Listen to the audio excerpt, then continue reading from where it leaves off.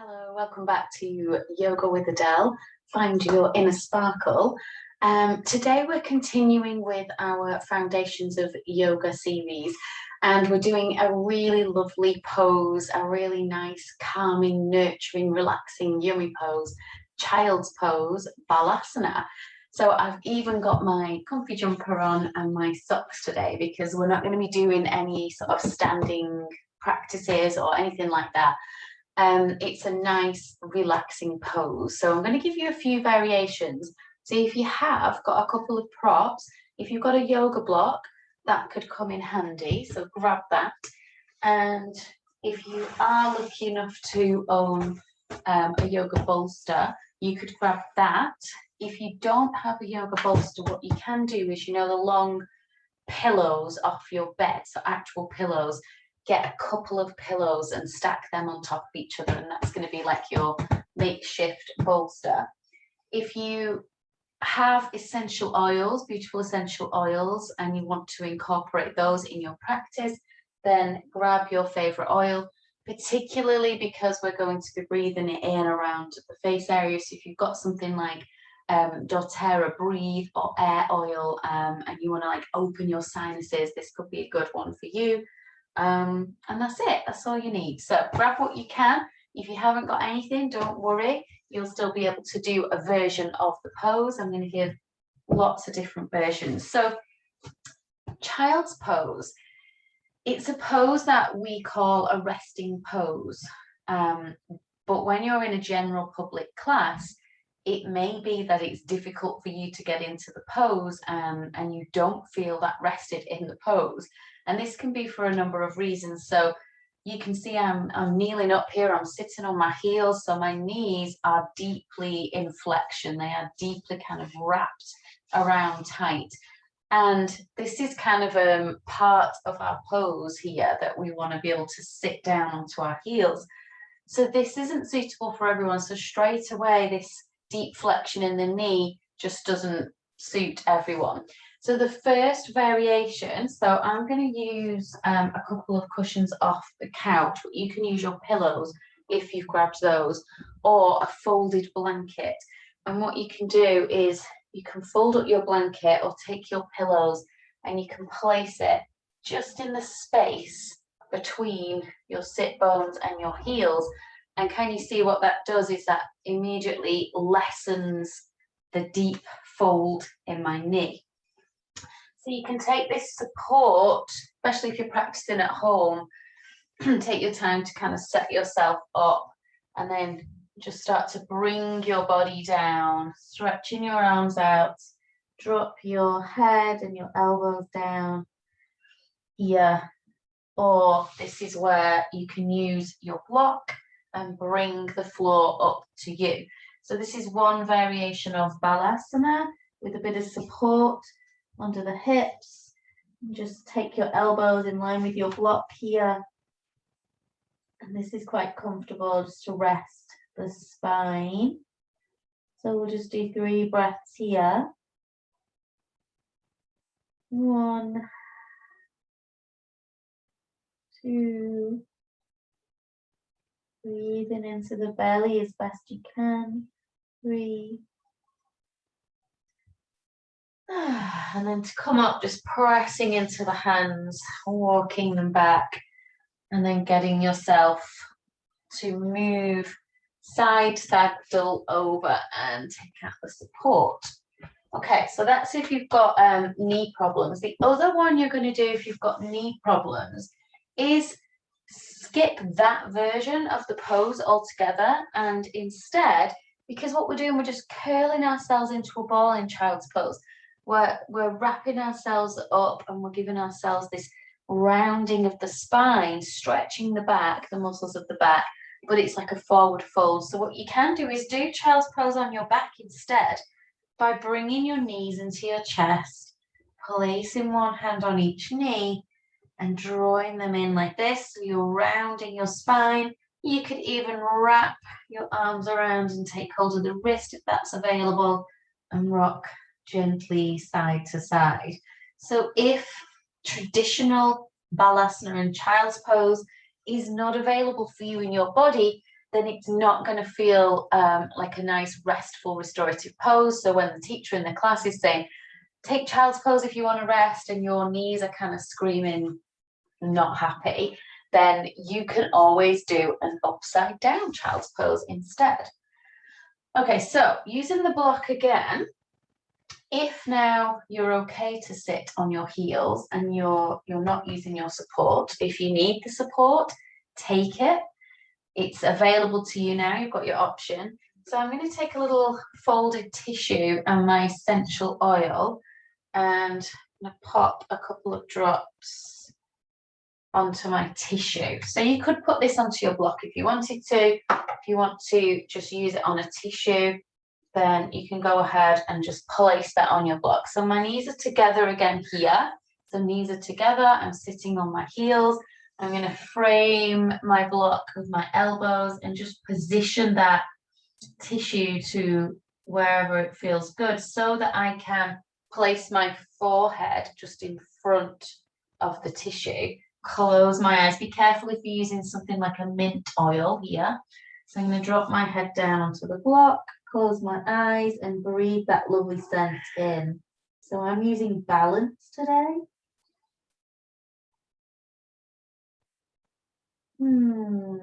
That is beautiful.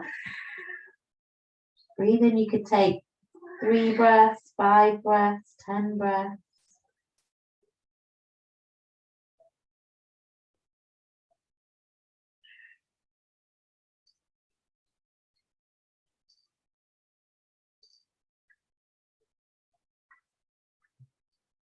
And again, just pressing into the elbows and walking the hands back. That is lovely.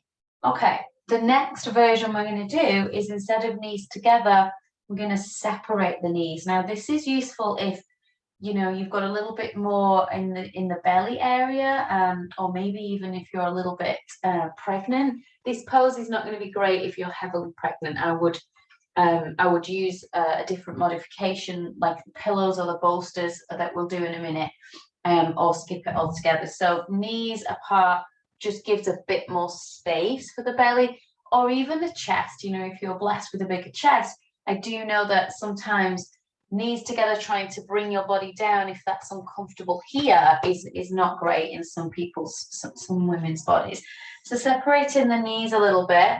Just going to take the block out for now, but you can use it again if you want to. And this time I'm going to stretch my arms out a little bit more. So can you see, rather than having my elbows bent, I'm going to give you a variation of straightening out the arms and dropping the head down. So this variation of Balasana is getting into my hips. It is really stretching the inner groins and the thighs here.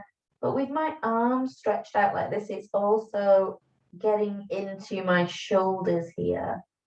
And again, we just breathe and relax. Relax in the back, the shoulders, the chest, melting it down from the hips down to the floor.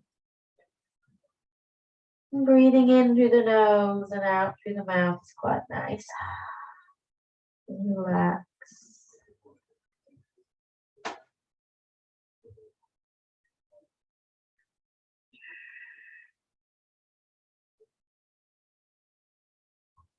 Good. Then lifting the head, being careful with your transition, so don't kind of fling yourself back up and send shockwaves through your body.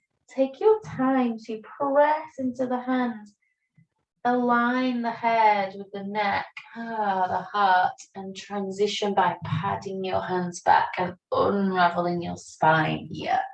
Beautiful. The next variation that we're going to do is a little kind of namaste, make a little shark fin, which is really nice for stretching the arms. So we can come into our child's pose with the knees together, drop the belly, the rib cage, the chest down, and then walk the arms forwards, but keeping the elbows bent this time. So rather than straightening them out, just dropping your elbows down here. And then start to lift your hands and bring your hands together. And then just walking your elbows forward, you'll find the position where feels comfortable, so that you get a little tricep stretch. It's really nice in the upper back, shoulders, It's a nice one to do with kids, with children's yoga. Again, just breathe in here, see how this feels.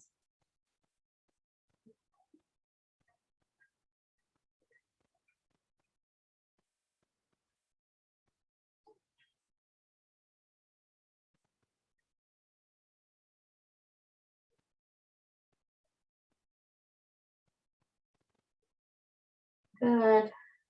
And then again, drop in the hands, press into the hands and slide back. I actually really like that variation. Okay, the next variation, if you need to come off your knees in between and just give your legs a little stretch and a pedal out.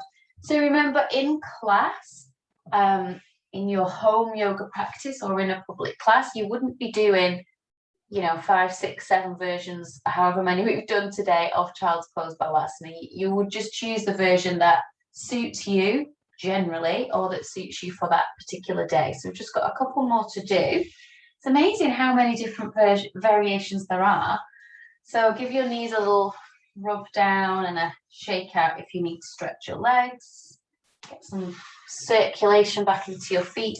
So the next variation we're going to do is we're going to sit back on the heels again and fold the body forwards. Now, a lot of people might not be able to get the hips down onto the heels like this. So don't worry, if your sit bones are a little bit elevated, don't worry. Again, you can use that variation of putting something there just to support, so you feel like you've got something to sit back down onto. Or you can just use gravity and allow the sit bones to drop down. What I would say is focus on this rather than head to floor. So a lot of times I see people trying to get the head down and they're not concentrating on dropping and anchoring the sit bones. So sit bones back and then let your head either just float in space, or you can bring your block under.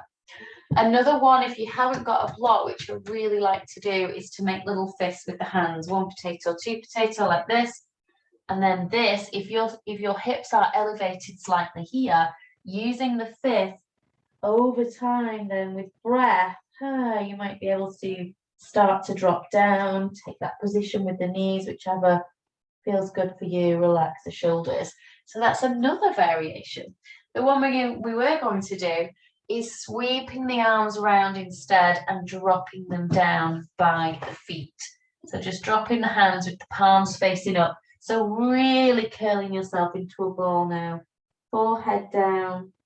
Again, if you wanted to use, if you've got your essential oils on your tissue and you wanted to place that there, just to breathe into a little bit more here, which is very nice. And we're just relaxing the back here. Imagine your spine in the middle, and imagine your muscles and on either side of your spine are just melting down side to side. Like butter, if you used to put a bit of butter on your spine and it would just slide off. Imagine you're smearing the muscles. Really relaxing the shoulders. Just breathe.